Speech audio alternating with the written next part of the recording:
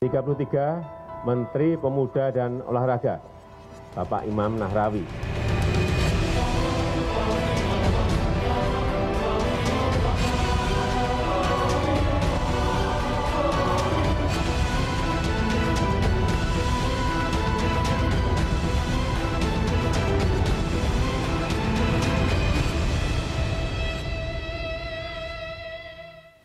Ya pemirsa, kami masih bersama Menteri Pemuda dan Olahraga Imam Nahrawi. Pak Imam, kalau kita bicara tentang prestasi di dunia olahraga untuk Indonesia di kancah internasional, ini jeblok di level Asia Tenggara, jeblok di level Asia, dan jeblok di level dunia. Apa strategi Anda untuk memperbaiki prestasi olahraga Indonesia? Ya, Mbak Tasha, tadi saya diundang oleh KONI, di situ berkumpul KONI-KONI tingkat provinsi sekaligus pimpinan pengurus besar cabang-cabang olahraga. Saya sampaikan bahwa untuk memulihkan ini semua, pertama harus ada niat, harus ada tekad. Niat tapi tidak cukup ya Pak Imam? Harus ada niat, harus ada tekad, harus ada kemauan bahwa kita ini ingin memperbaiki prestasi kita. Okay. Tidak semata-mata kita ingin mengurusi, tapi memperbaiki. Sekaligus dengan perbaikan itu maka akan muncul prestasi. Nah, semua sepakat, tetapi terus terang yang saya lihat selama ini bahwa sokongan dari pemerintah itu tidak cukup untuk membiayai sekaligus membina. Apa pemerintah kekurangan anggaran atau seperti ya, salah satunya itu. Tapi lebih dari itu adalah pengawalan. Tidak cukup dengan hanya memberikan biaya, tapi juga pengawalan, pembinaan, pengawasan, evaluasi. Oke, apa yang terjadi selama ini dengan pengawalan? Kurang sumber daya manusiakah atau apa Sumber masalahnya? daya manusia kita luar biasa melimpah. Oke. Tetapi untuk menjadikan itu sebagai satu fokus bahwa kita harus menang, melahirkan atlet yang berprestasi, ini rupanya masih ada kendala-kendala di masing-masing kita, baik itu di kementerian, di cabang olahraga, maupun di induk organisasi itu. Nah, silang sengkurat ini yang terus-menerus kami coba untuk kita urai, bahwa masing-masing sudah punya porsi, punya tugas wewenang untuk diterapkan dalam kebijakannya masing-masing. Okay. Kalau semuanya ini berjalan dengan baik, tidak ada tumpang tindih lagi, tidak ada ego sektoral lagi, tapi sebaliknya ada tekad, ada niat yang kuat bahwa endingnya prestasi, endingnya menang, maka akan lahir kemenangan itu. Oke, bicara soal tumpang tindih, ini kemudian mengacu kepada konflik KONI dan KOI. Iya Pak Imam, Ya. Apa yang terjadi dengan KONI dan KOI? Ya, sesungguhnya ini kan berangkat dari Undang-Undang Sistem Keolahragaan Nasional yang pernah dilahirkan di Senayan, dan itu sekarang menjadi rujukan. Saya sedang mengurai itu hari ini.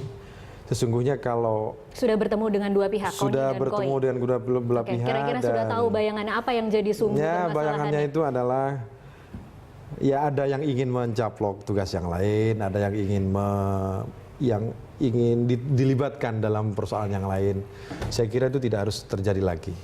Masing-masing harus melaksanakan tugas pokok fungsi masing-masing yang sudah digariskan oleh undang-undang itu. Oke, caranya bagaimana memastikan bahwa masing-masing tidak akan... KONI ngurusin dalam negeri untuk menyiapkan atlet kita, membina olahragawan kita, sekaligus melakukan evaluasi dan kontrol terhadap cabang-cabang olahraga kita, dan berkoordinasi dengan pemerintah, dengan Kemenpora. Demikian pula KOI, bagaimana dia melakukan hubungan internasional sehingga event-event itu bisa terlaksana dengan baik. Oke, saya dapat informasi bahwa KONI itu memiliki masalah dengan logo, dengan IOC yang belum diselesaikan sehingga Indonesia terancam akan di-ban, tidak bisa mengikuti multi-event termasuk untuk Asian Games 2018. Benar seperti itu, Pak? Ya, saya mendengar seperti itu, tapi sedang kita sampaikan kepada KOI bahwa jangan terlalu mempersoalkan yang kecil-kecil lah. Tapi masalahnya dengan IOC loh, Pak. Ya, kita pun belum ketemu dengan IOC. Oke. Saya akan berusaha untuk ketemu dengan beliau untuk ingin tahu sungguhnya kayak apa sih. Kok seakan-akan kita ini mendengar dari jauh. Kita ingin mendengar langsung, ingin melihat apakah benar seperti itu. Oke. Dari sisi organisasi, menurut Anda mungkin tidak bisa terlalu menjawab dalam karena baru dua minggu menjabat, tetapi dari waktu yang sesingkat itu, kira-kira pandangan Anda bagaimana sih orang-orang lama bekerja di organisasi Kementerian Pemuda dan Olahraga, atau apakah Anda akan melakukan perubahan atau pergantian posisi orang-orang di dalam organisasi Kementerian Pemuda dan Olahraga? Saya kira saat ini yang saya coba adalah memaksimalkan peran mereka. Oke. Tugas... Anda cukup percaya dengan orang-orang yang ada saat ini berarti? Modal pertama harus percaya. Kalau tidak ada kepercayaan, maka pasti tidak akan terjadi namanya dinamika maupun kinerja yang baik. Oke. Saya harus memberikan kepercayaan pada mereka, karena mereka sudah melakukan banyak hal selama kepemimpinan yang kemarin, dan tentu ke depan saya coba untuk mengevaluasi sejauh mana kinerja mereka. Karena ritme yang saya lakukan ini adalah ritme kerja dan kerja. Tidak ada waktu lagi bagi mereka untuk sekedar memberikan bantuan, kemudian datang ke acara, event-event seremonial, tidak sekedar itu. Tapi harus melihat secara detail bahwa ada persoalan di dunia olahraga kita.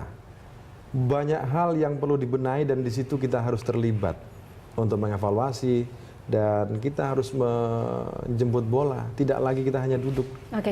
Satu konfirmasi terakhir sebelum kita break dulu, Pak Imam.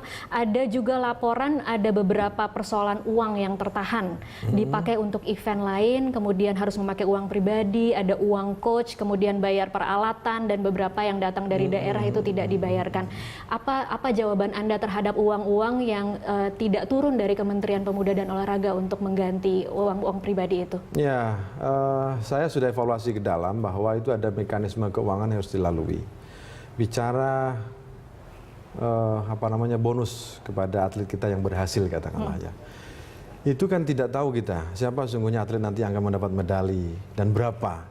Nah, maka di situ keuangan kita itu harus menyesuaikan. Kita juga harus berkonsultasi dengan Kementerian Keuangan dan sebagainya. Bahwa ada persoalan kemarin yang menumpuk bahwa ada tender yang tidak berhasil. Bahkan dari 2013 belum dibayarkan katanya. Bahkan ada seperti itu. Ini menjadi evaluasi kita. Dan saya rencanakan akhir Desember sudah selesai semua, termasuk bonus atlet. Dan itu masih ada yang tertahan ya Pak? Masih ada yang tertahan. Dan itu salah satu ancaman saya kepada staf saya di bawah. Jangan pernah lagi kita menyusahkan orang lain. Kalau kita bisa, laksanakan. Kalau tidak, bicara tidak. Katakan tidak. Oke, baik. Kita akan lanjutkan nanti. Pemirsa tetaplah bersama kami.